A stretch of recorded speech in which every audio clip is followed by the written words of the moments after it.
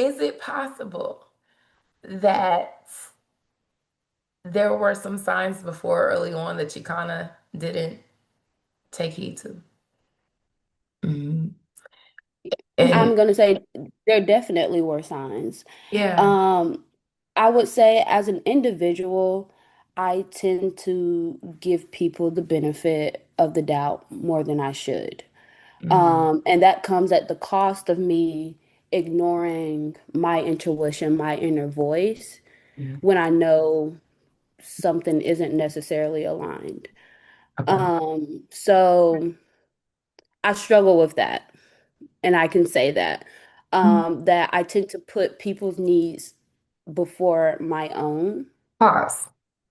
Let's reverse that. You used to struggle with that because that's no longer going to be your confession. What you put out into the earth is what is. So you used to struggle with that. Let me help you. Mhm. I care Mhm. about you. That is no longer an issue. Good afternoon, and thank you for joining us today on the 12th episode of Reviving the Art, Starting with the Heart. I'm your host, Nessa P, and today we are joined with, My name is Measha Wynn. I'm the owner of Wynn Wealth Enterprises. yes, come on, clock it. Okay.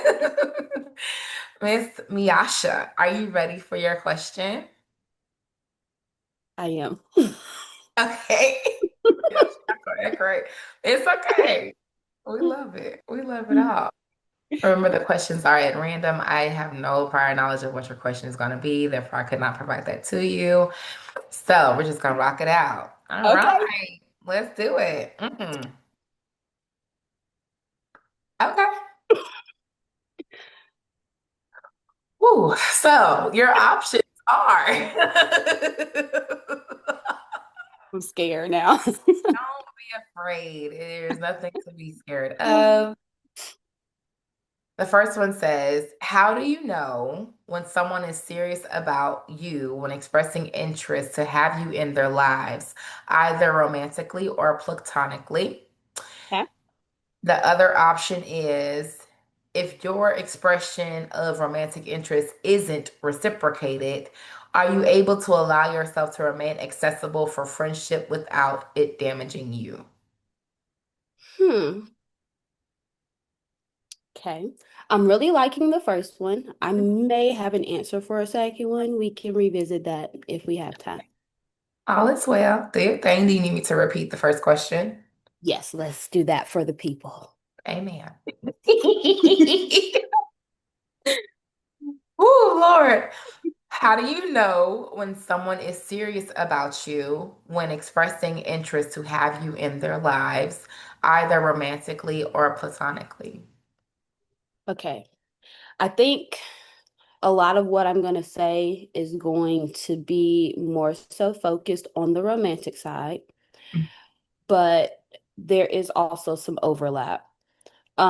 So one of the things that I go by like really, really hard is that actions speak louder than words. So as a female, men will talk a good game all day long, tell us what we want to hear. But at the end of the day, if their actions are not supporting that, if their actions are not giving me the idea that the interest is really there, then it's Yes, hard to kind of believe. So gotcha. between that and like intentionality, I believe those two big things are really big indicators of how someone truly feels about who you are. Okay. That's that's an excellent point, and I appreciate that response. I would have to say that I agree to I'm just gonna say that. I agree. Because there are a lot of situations where, like you said, people will talk a good game and, words are beautiful. I love words. I Hmm. am a magician with my words. But I also kind of pride myself a bit on backing up what I say. Like I said Yeah. what I said, and I meant what I said. Hmm. So and what you said about how you're gonna focus on romantic, But kind of spills over into friendships. To me, like friendships, they are some of the best relationships that we'll ever have. Hmm. And sometimes we can romanticize friendships, because that's your person, those your peoples. Like Hmm. they're the ones you count on, you depend on, you laugh with, kick it with, whatever. You grow with, really. Hmm. And sometimes romantic partners don't last as long as friendships. But we speak long, healthy, flourishing relationships. I received that word. You can receive it Yes. too. In any and every aspect of life. I'll answer a bit more in depth myself. I don't know when someone is serious about me. I'm gonna take it to my love languages when I express to a person, whether it be a romantic interest or someone that I want to have as a friend, or if you're already my friend and you just don't know because I haven't said it, I'm gonna talk to my love languages. I'm gonna see what you do with that when I share those with you. Because if you meet me in those areas and like, oh, okay. You might actually love me a little bit. Like, for example, and also like I've been learning in church that love languages can change. They're Hmm. supposed to, as you grow and you develop. Like my top one used to be physical touch. Like I used to love to be hugged on, whatever, Hmm. all the things, what I'm talking about.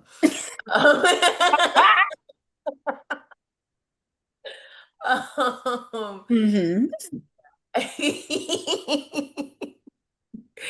But yes, now like one of my top love languages is like acts of service, Hmm. and I believe quality time is the next one right there. They're like neck and neck. Um, because I enjoy like having someone's attention, like, during the time that I can for a lot of Hmm. for because I'm doing a lot right now and I don't necessarily have the time to just sit on the phone or to just Hmm. go here and there or whatever. And that's cool. But for people who make the effort to check on me or to, encourage me or whatever, or just hang out if you can, like that really speaks volumes to me because you actually want me around. And you want to know how I'm doing. You want to, and it's been a difference. It's been a major difference in my life. I just talking about this with my cousin recently, like this afternoon, and Hmm. talking about using discernment more, like not necessarily getting upset with people because they aren't meeting me where I want them to or Hmm. whatnot, like because I'm using my discernment more and it's been helping a lot. So, I want you to talk about a time where you were in a situation and you said romance, so we'll talk romance. When you said it, I'm just gonna piggyback off what you said. So it's okay. Okay. You are safe. All is well.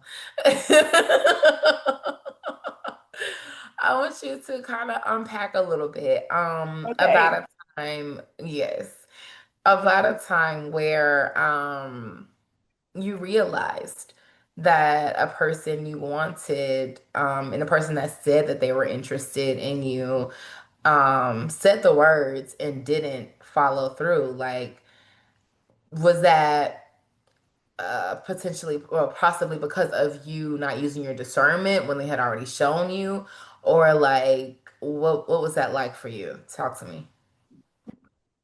I have a couple different examples I could use here.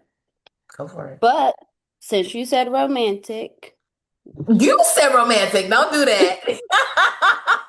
we'll talk romantic. We could go into the others in a little bit.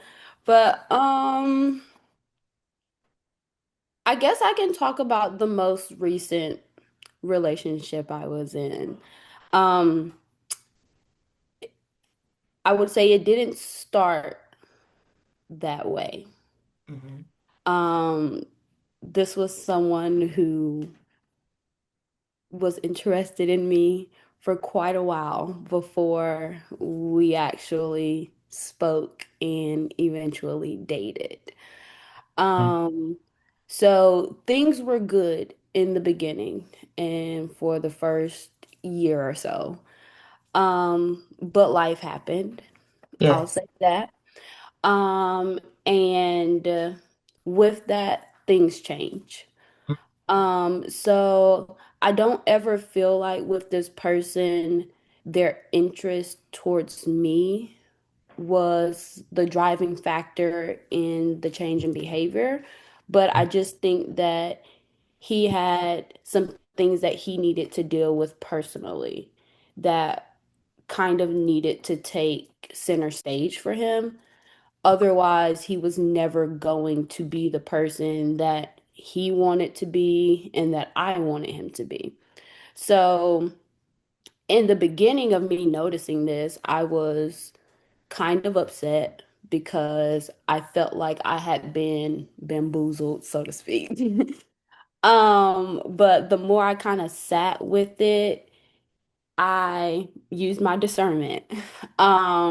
And I didn't have any, or I don't have any resentment or hatred in my heart for this person to this day Yes. because I recognize, even if he doesn't recognize it, I recognize that he's not in the position that he wants to be in life. And those Yes. things are affecting him in ways that he may not notice. Disclaimer.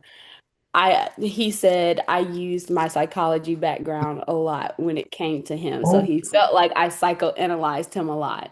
oh, So these are things that I've now kept to myself. I just see it for what it is, yeah. and that brings me peace knowing that I wasn't the problem or that I could have done something to change it because the problem wasn't in me. I guess. Did I Okay. answer the question? Like I You're just went. fine. You're good. Yes, you did. You kind of gave a bit of the whole kit and caboodle without giving too much. And that's cool. The people can read between the lines. It's all right. But I just want to kind of you hit me. I was ready to go a different route, and then you hit me with something. I was just like, okay.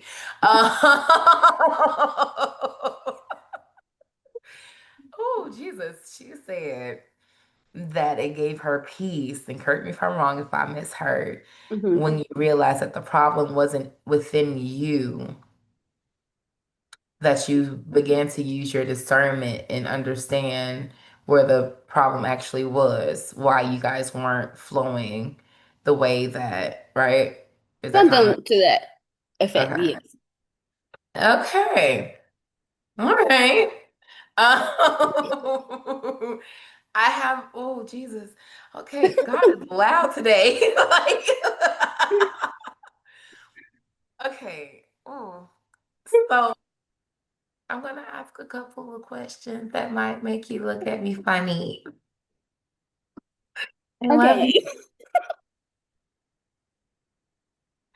Um, is it possible that there were some signs before early on that you kind of didn't take heed to? Mhm. I'm And gonna say there definitely were signs. yeah. Um, I would say as an individual, I tend to give people the benefit of the doubt more than I should. Hmm. And that comes at the cost of me ignoring my intuition, my inner voice, when I know something isn't necessarily aligned. Okay. So I struggle with that, and I can say that that I tend to put people's needs before my own. Pause. Let's reverse that. You used to struggle with that because that's no longer going to be your confession. What you put out into the earth is what is. So you used to struggle with that. Let me help you. Mhm, I care mhm, about you. That is no longer an issue. You're going to see it change your life. Go ahead. Keep going. mhm. Mm-hmm. So yeah, I used to struggle with that. And I can honestly say now, since I have been doing the work, I'm seeing how selfishness is a form of care, Yes. That, and well, that I have mhm, to mhm. go ahead. No, no, no. Go ahead.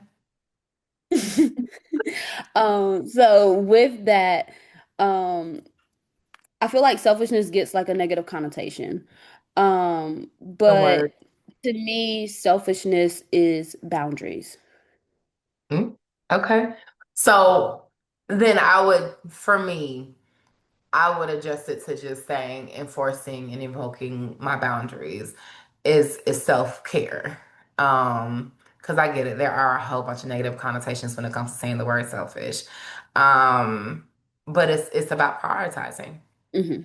It's about making sure that I'm pouring into myself, Hmm. you know, and taking care of my this house before I can take care of that house. And any other person that enters into my life. I actually talk about that a lot in my journal. I'm gonna pivot for a second. So guys, that's a part of why I wrote Honesty is Key. It's blurring out, but it's on Etsy. Okay. It's on Etsy. If you hit me up, email me or whatever it is, I can get you the link for it. Honesty is Key is doing exactly what we're talking about right now. It's doing the work of unpacking and realizing like where should I have had boundaries? Where should I have done, you know, the things differently? And I have a follow-up question for you, like in the Wait, spirit. I have a note before you say Oh, that on what you absolutely. said. Um, Here's the thing. People are going to treat you the way you treat yourself.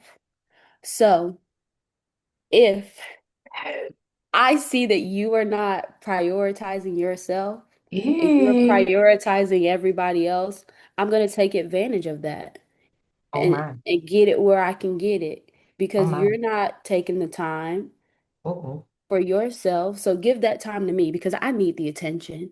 Oh. And that's how people are going to look at you. But when you invoke those boundaries and you put yourself first, now people have a different type of respect and Like a you're the different bad guy. type of Yeah. view of you. Yeah. Because you're no longer being a people pleaser.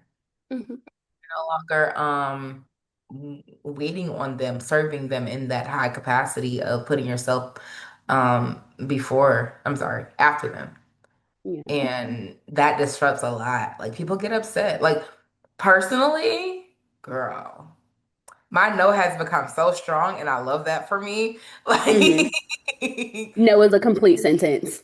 Yes, because I said what I said. Like, I don't need you trying to convince me to do something that I know that I don't need to do or that I don't Hmm. need to do that way. God bless you for thinking that you're trying to help me.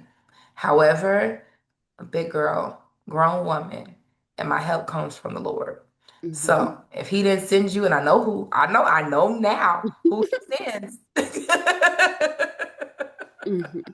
And I'm grateful for it because it makes life so much more joyful and enjoyable when you don't have like the people in your ear telling you how you should live, how you should do this, how you should no.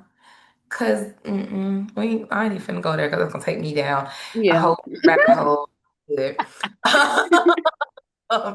But my follow-up question to that for you is like, when did that start? Where did that start? With you being a people pleaser and not enforcing the boundaries for taking care of you. Like, where did that start? Wow. That started childhood, if I'm Yes. being completely honest. Hmm. So I am the oldest of five kids. Yeah. Hmm. I had a single mother. Yeah. So essentially, I was mama number two, Hmm. helping her take care of my siblings. So I think just from that, it was inherently ingrained in me to Yeah. put everybody else before myself. Hmm. Like I didn't know, well, I still don't know what it's like to do anything completely and totally alone because I've never had that. I've always had somebody either latching on me or depending on me. Um, so yeah. You know what, Miasha? Yes, ma'am.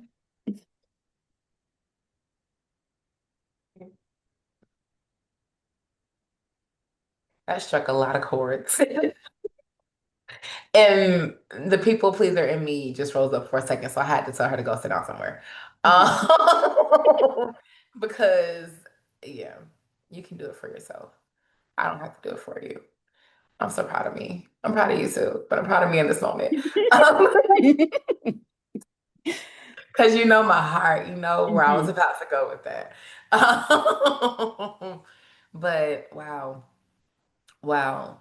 I asked you where it started because in the quote that I have on the second page of the book, it Hmm. says, I've learned basically that in order to move forward, you have to look inward. Hmm. Um, and it's important. It's important to know where these things started, how they Hmm. began. Why did I allow them to continue? Because that's what you were told your norm had to be, Hmm. and it's not. And so now I'm going to pivot for a second. Now that we've turned over that rock, knowing that you are a beautiful mother of two, I want to ask you, how are you going to change the game for your girls? Um, wow, that's hard. So I feel like growing up, Hmm. and I call it this is not how I intentionally feel, but I call it like I was my mom's golden child, right?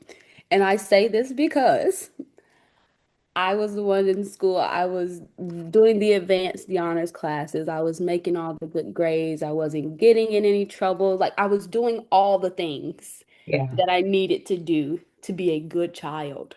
Yes. Okay. Hmm. So Okay.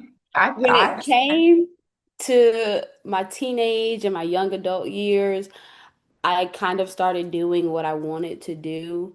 And that was like culture shock for Okay. people. Yes. So with that, it came with a lot of scrutiny and a lot of judgment. And I want to, as a mother, be that safe space for them for whatever it Yeah. is that they are going through, whether it's the good, the bad, and the ugly. I don't know how. I went through some things as an Yes. adolescent Yes. that was very, very traumatizing. Okay. And I just didn't feel safe enough Mm. to share those things Yes. with my parents, mainly my mom. So it was hard to go through that alone. And I just want to have that space for my daughters to where they don't Yes. have to be afraid to tell me things or be ashamed because I was very ashamed. Um, just to know that I would love them through whatever. Yeah. And have that space for them. I think that's the main thing that I want to do differently as a mother. Okay. I love that response. That's beautiful. I think that maybe, and again, correct me if I'm wrong, but I think that with you having that intention for them, that also heals a part of you.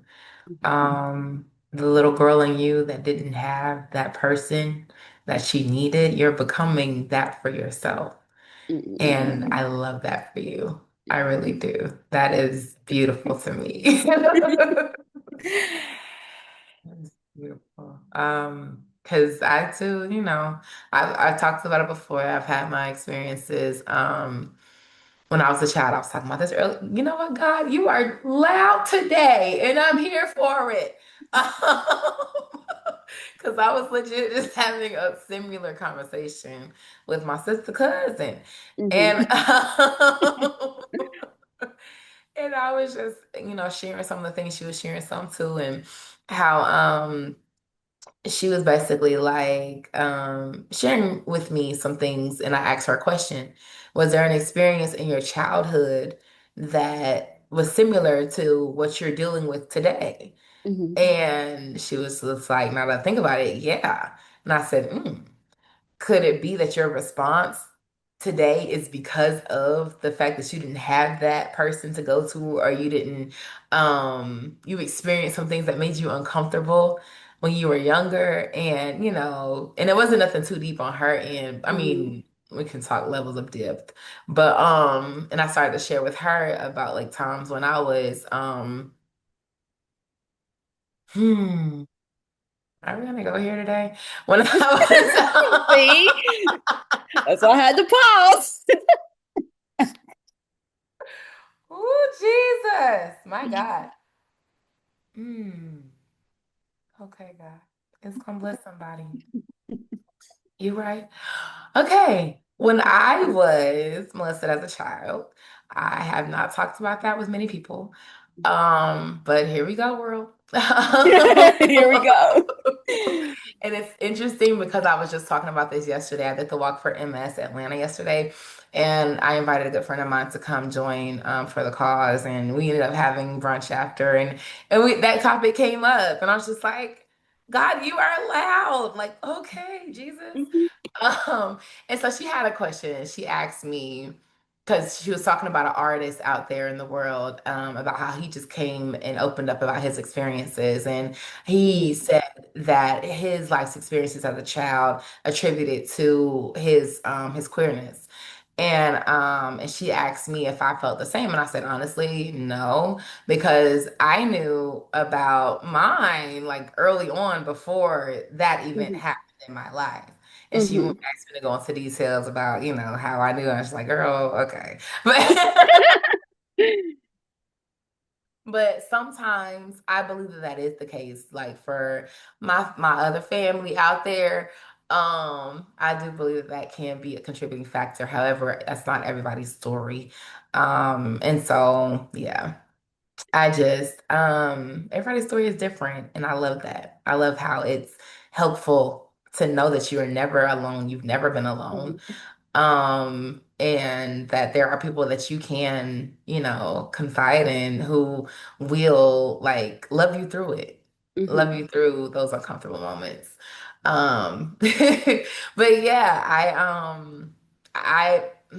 I had told my brother on my birthday cruise a couple years ago. mhm. We ended up having that conversation, and he was like, "Well, why didn't you tell me?" I said, "Because you was a kid too." Okay. That question gives me the ick. I understand.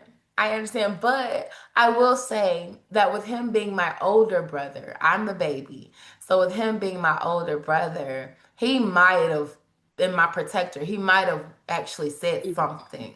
Not it didn't happen like several times, not that I remember. We block out memories that we don't want to really mhm. remember. But but yeah, I know. Your mind is going. I see you. But yes, I understand and I empathize with I think if I were to have kids, I think that's part of why I'm a teacher, Mhm, like an educator in all the ways that I am because of my experiences being able to protect other people, being able to help them. Not that it's my job to protect other people, but to allow the areas of my affliction to bless other people, mhm, to be a safe space, to be the blessing, right? And I really believe, talking spiritually, that that's why God allows a lot of these things to happen, so that other people are affected in a better way later on. Like my life is a mhm, testimony. This journal, that is the oil from my crushing. Like I have gone through a lot with dealing with a lot of the people that I've dated, loved on, all the things, even in family business, whatever. Like I'm about to get some money. Hand itching. Um, but um, but yeah, I've dealt with a lot, and I know that it's because my testimony is going to change a lot of people's lives because I didn't have a roadmap like how this journal is and how it mhm, will be for many other people. Um, and it's not a problem solver, it's not a fix, it's not that, but it's gonna get you started in doing the work. So mhm. yeah, I'm just excited about it. Don't mind me. Um, No but worries. I'm sure Can that I your connect a girls. few dots for you? Yes, please. Come on, psych major. Oh Lord, I'm ready. Cause I Okay. want These are from my personal experience, but I am going to say something first. A lot to. of people do not realize that a lot of the processes and the way that we handle things now are rooted in our childhood traumas. Yes. So that introspection, that reflection is not only important, it's critical in order for us Hmm. to grow as people. Because we Yes. can't pinpoint those things, we can't change them if we don't know the starting place, number one, because we don't Period. know what caused it. Yes. And if we don't do that, then how can we fix something we don't know? You don't know Right. what you don't know. So Exactly. you have to do that introspection. And I think a lot of us, we're so caught up in our daily lives and what we're Yeah. trying to accomplish that we Mhm. don't really sit with ourselves to do that introspection or to do that Oh reflection. my God. Oh, So, okay, so that was my little piece that I had to say, but now I'm you're gonna connect a few little. more dots. This is tripping. Okay. Okay. Okay, so I'm gonna connect a few dots for you. Um, so since you opened up about yours, I'll open up about mine. Okay. So I've had a couple of instances of sexual assault, rape, molestation, all of that. Um, the biggest thing though is when it first started, I was a very young child. The first two instances, I was actually blamed instead of being treated like the victim. Oh my. And I would say this was from the other people involved and not my parents. They didn't know about this until I was like in college. But in doing the work and thinking about this, I am a recovering overthinker. So I've thought about it every which way, forward and backwards. Um, so I've been thinking about it.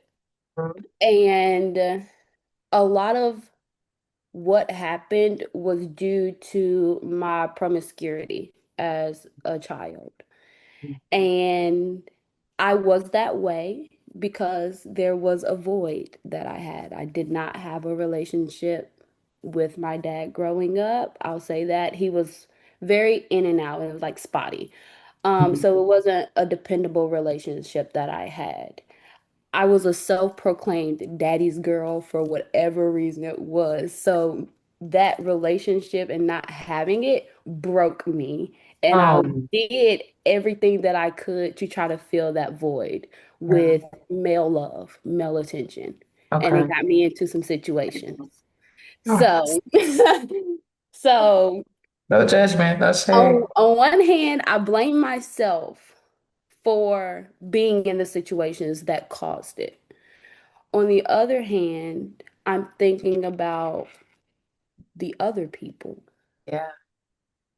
Yeah. No, for real. Like, cause what was going on with you to where you thought that that was okay? Hmm. That's where I was. Like, and me too. Like, I used to carry a lot of shame. I Yeah. rebuke shame. I'm not Hmm. ashamed. My story is my story, and it happened for a reason. God gets the glory out of all of it. And I wouldn't have, I don't know, I think life would have been a lot different, you Hmm. know? Like I wouldn't go so hard for my girls or my boys, my little boys, my babies that don't get love. Like I don't think, you know what I'm saying? Hmm. And so he uses it. He turns what the enemy meant for evil for our good. That's John 10:10. Read your Bibles. Um, 10 to 11. But yeah, so I understand. I understand completely. Um, mm, my God. So that takes me back to your earlier question Okay. when you asked me about noticing Yeah. the feelings wasn't intentional, that type Yeah. of thing. Mm-hmm. So around the time that this happened, I was coming to the realization that there really wasn't going to be much of a relationship between my Yeah. father and I. Yeah. So I was taking those feelings and I was putting it in other places. So it was the rejection that I felt from Yes. him Ooh. that I was going elsewhere. Yes. And Come I was on. looking for that when I really just wanted that relationship with my dad. Yeah. That's real. Girl, I wish I could hug you, but I would cry. Because that is so good. Like, that is so good Mhm. to know what the core of the issue is, was the rejection. the why didn't this person want me enough to do what needed to be done to be present? Like, Mhm. why wouldn't they do the work? And so I think, oh God, for me, because like I don't know necessarily because I used to have, period, comma, a fear of rejection. But I don't think that mine stemmed from that because I come from a two-parent household. Mhm.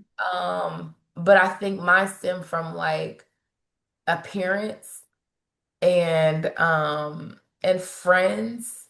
Mhm. Like I think that that's where mine came from. Like I have some long-term, lifelong friendships that are still, going. Praise God for my Mhm. lifers.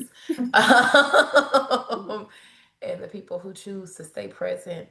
But I used to be an attention seeker. I think that that's Mhm. where mine came from. Like my root was attention, not necessarily fear of rejection. But when I didn't get the rejection, Jesus, excuse me, when I didn't get the attention and I was rejected from that, like it stemmed from that. And Mhm. so, like, to know where the root is so important. Y'all, let me just take a pause and talk to the people. I encourage you to reflect seriously. And I'm not just trying to like market the journal, but that's what it does. Like, it causes you to reflect on your history, on your past, to figure out where did this even come from? When did it start? How do I move forward? Like, and it's simple. The moving forward is so simple. We like to make stuff complicated. It ain't that complicated. It's so simple. Once you realize what the issue is, you target that and you grow from it. Mhm. You watch what you say. You no longer claim to be those negative things or things that hold negative connotations, and you choose differently. You choose wiser. And going back to our earlier conversation when I was breaking down the word selfish and boundaries and whatnot, you create those boundaries for yourself in order to create that healthy and fulfilling lifestyle that you deserve. Like I'm kicking Bible again. God said that He came so that we could have life and have it abundantly, right? Mhm. And so it, we're not supposed to live in shame. We're not supposed to live in the fear of rejection. We're not supposed to live in the people pleasing mode. You know what I'm saying? Like, no, that's not what it's supposed to be about. It's supposed to be about enjoying, thriving, flourishing, right? And all this other shana hana hana that comes up and through here and try to tell us who we were supposed to be. Like, it just behooves me because it keeps you in a cycle until you're ready to stop it. Mhm. And so I know you, like, and I know where you've been. I know where you are now. Well, I know where you were since the last time we talked, which wasn't long ago. But because you could have grown since then, I don't want to discredit Hey, you, we moving. right? Like, okay, so I'm just saying. But yes, I am just appreciative of the growth, not just my own, but of yours. And on behalf of your girls and everybody in your life that is coming up in your life that he's raising up for you, they're going to appreciate it too. I'm going to speak that over you. Um, that those who are supposed to, they will. And I want you to know, um, that the seeds that you have sown in you and the seeds that you've sown in other people, it's gonna come back to you. Like it may not come from who you sold it into, you know who I'm talking about, but it's gonna come back from the one that God raises up for you. Can I tell you a secret? What girl? So, Oh Lord. well, you know about everything that's been happening Yeah, recently. I So, do. but the most recent thing that happened, girl, my entire wallet was stolen in South Carolina. But Hmm. that's not the point. The Okay. point is Mm-hmm. with everything that's been happening Mm-hmm. to me recently, Mm-hmm. I feel like, and I haven't told anybody this, so hello. Okay. I feel like I am being completely stripped Ooh. of everything that I had ties to before because it can't go with me to the next step. That is so exciting. I want to run. So, like, you would think, you know me, I would be devastated. Michael Kors wallet gone. I know you. But also, remember what I said about the age that you are and that you're turning? Baby, girl.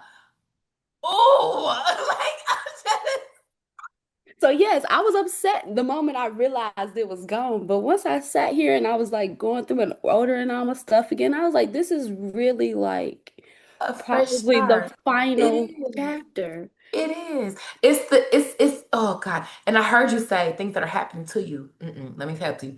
It's not happening to you, it's happening for you. Mhm.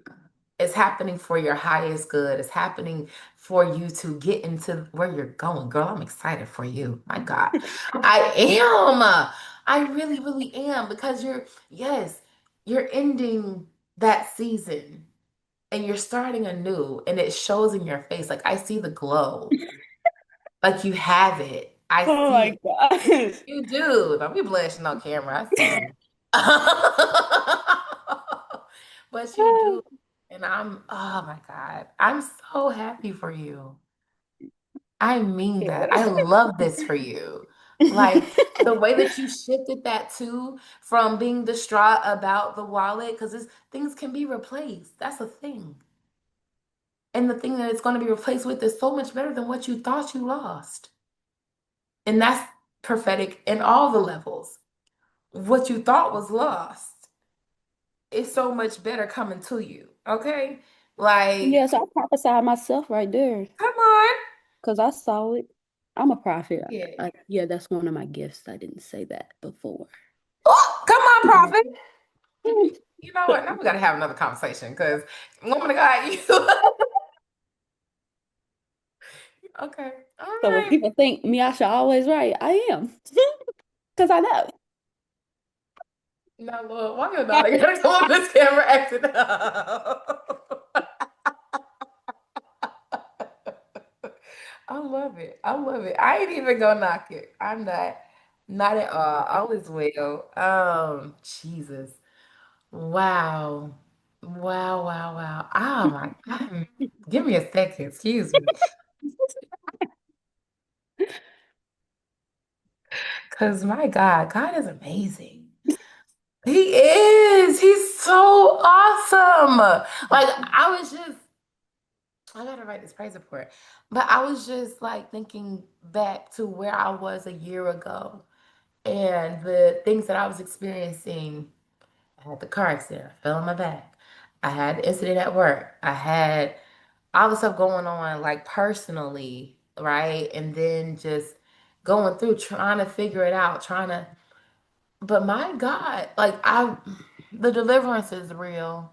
And I just want people to know, like, God is simply amazing. Not even simply, He is amazing. Um, and to be on this journey with you and to see all the things just, I love that you are the testimony as well. This was so good.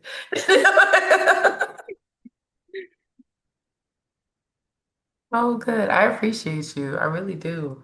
Um, Jesus, we're gonna have to talk some more after when I make the time. I'm gonna make today is going. Yes, I am.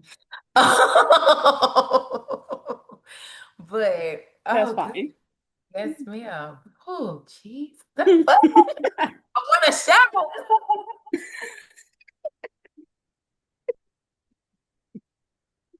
Lord.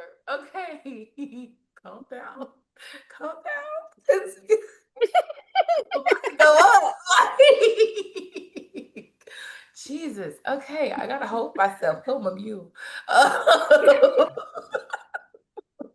But nah, Yasha girl, I appreciate you so much for coming on today to just to have this chat with me. And I mean I know we talk, like we have the below the surface conversations, but this is like an example for other people. And there are a lot of things in this episode that I know is going to help somebody else in more than one way. And so I really appreciate you. I really do. Big love. When I see you, girl, I'm going to give you the biggest hug. Yes. Oh my gosh. Y'all, thank you for tuning in. And just, I hope and pray that this ignited something in you, that it lit a flame in you too. If you haven't already started the work or you started it and then paused because you got lost in the sauce, that you get back on and keep going as you do the work and becoming the best versions of yourself. Remember to like the video, subscribe, and share. And we'll see you next time.